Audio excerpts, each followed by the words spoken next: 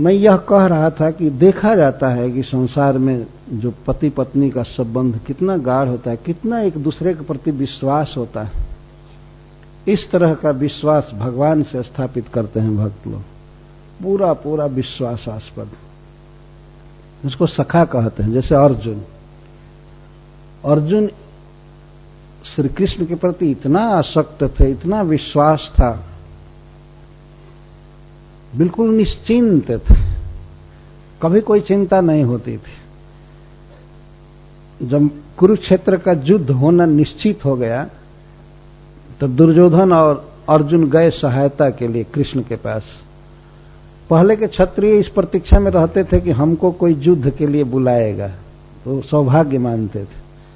कृष्ण क्षत्रियों के सिरमौर हैं, तो ये दोनों गए। पहले दुर्योधन गया, अर्जुन गए, वो तो लंबी कथा है।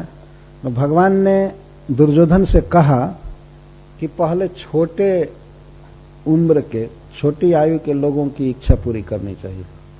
जो अपने से छोटे हो उसकी इच्छा पहले पूरी करनी चाहिए, और बड़े की बाद में। इसलिए अर्जुन पहले मांगेंगे क्या चाहते हैं। और भगवान ने अपनी शक्ति का विभाजन किया। उन्होंने कहा कि एक तरफ मैं अकेले रहूंगा एक पक्ष में, और चूंकि युद्ध मेरे स्वजनों में हो रहा है, मेरे हितैषियों में हो रहा है, इसलिए मैं हथियार नहीं उठाऊंगा। एक तरफ मैं अकेले रहूंगा, निहत्था, मैं केवल परामर्श दे सकता हूं, और दूसरे तरफ मेरी नारायणी सेना रहेगी, एक अक्षौहिणी। पहले चांस दिया भगवान ने अर्जुन को, युद्ध होने वाला था, वहां सेना की जरूरत थी। और अर्जुन को जब चांस दिया गया, और भगवान ने स्पष्ट कहा कि भाई मैं केवल खाऊंगा पीऊंगा, मैं कुछ करूंगा नहीं, अब सोच लेना। युधिष्ठिर महाराज ने तुमको भेजा है सेना के लिए ना, सहायता के लिए, मैं युद्ध नहीं करूंगा, तुम चुनो क्या चाहते हो, सेना चाहिए कि मैं चाहिए। अर्जुन ने कहा कि हमको सेना की कोई जरूरत नहीं है, हमको आप चाहिए।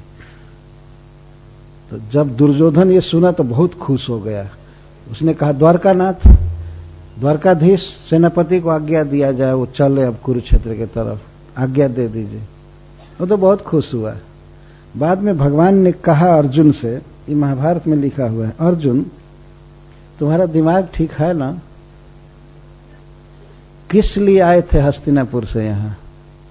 मेरे पास किस लिए आए हो? तुमने कहा आपकी सहायता के लिए आया हूं। तो मैं तो सहायता करूंगा नहीं, मैं युद्ध करूंगा नहीं, तुमने मुझको क्यों चुना? तो अर्जुन कहते हैं मेरे लिए आपकी सहायता इतनी ही है कि आप मेरे साथ रहिए। जानते हैं आप मेरे साथ रहेंगे तो मैं इन पृथ्वी के राजाओं की क्या बात है, इंद्र, वरुण, चंद्र, सूर्य सबको मार सकता हूं। आप मेरे साथ रहेंगे तो मेरा इतना बड़ा बल होगा कि मैं संसार में किसी को भी मार सकता हूं। आप मेरे साथ रहिए। और अंत में कहते हैं कृष्ण मुझे विजय की कोई परवाह नहीं है, कि मेरी विजय हो या हार हो, कुछ भी, जीवन के किसी भी समय में मैं आपका त्याग नहीं कर सकता। आप मेरे साथ हैं, यही हमारे लिए सबसे बड़ी विजय है। जो अर्जुन ने इस तरह से भगवान का महत्व दिया, तो भगवान ने भी अर्जुन के सामने सारे विश्व को झुका दिया। एक अर्जुन को मारने के लिए कुरुक्षेत्र में बड़े बड़े महारथी आए थे और स्पेशल अस्त्र लिए थे, अमोघ।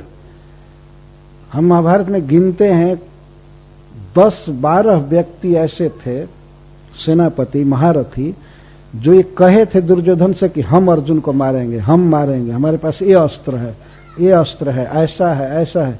कोई कहता था हमारे पास ब्रह्मास्त्र है, कोई कहता था नारायणास्त्र है, कोई कहा ये अमोघ अस्त्र है, कोई गदा है, कोई कुछ है, मैं मारूंगा।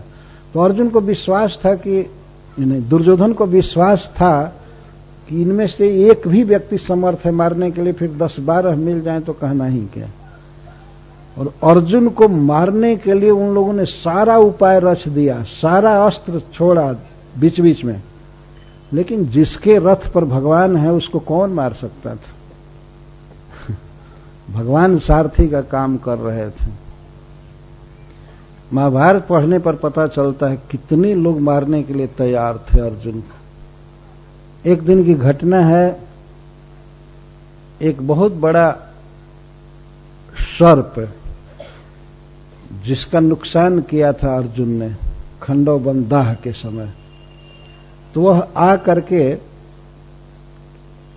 और कर्ण के बाण में प्रवेश कर गया था और कर्ण को पता था और वह अमोघ रूप से बाण था। निश्चित अर्जुन का वध हो जाता यदि वह बाण लगा होता तो। वह बाण क्या था? बाण पूरा हलाहल विष का बना हुआ हो गया था सर्प की उपस्थिति से। अगर थोड़ा भी कहीं लगता तो अर्जुन की मृत्यु हो सकती थी और वर भी प्राप्त था उसे।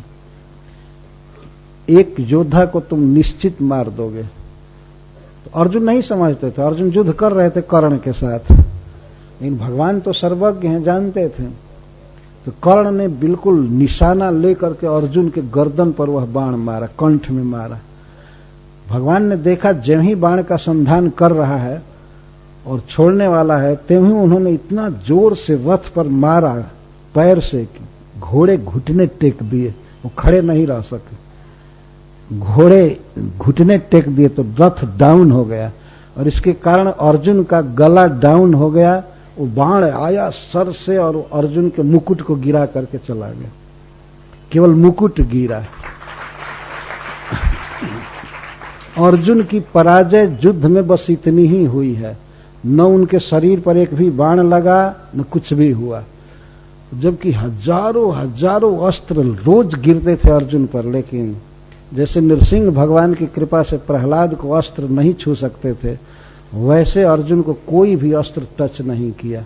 चारों तरफ तो महारथी भरे थे, चारों तरफ अस्त्र शस्त्र, और अर्जुन लक्ष्य थे मारने के लिए। सब इसी योजना में थे कि अर्जुन को मारना है, अर्जुन को मारना है। परंतु अर्जुन को बचाने वाला ऐसा है कि कौन मार सकता था। राखे कृष्ण मारे के, नहीं मार सके।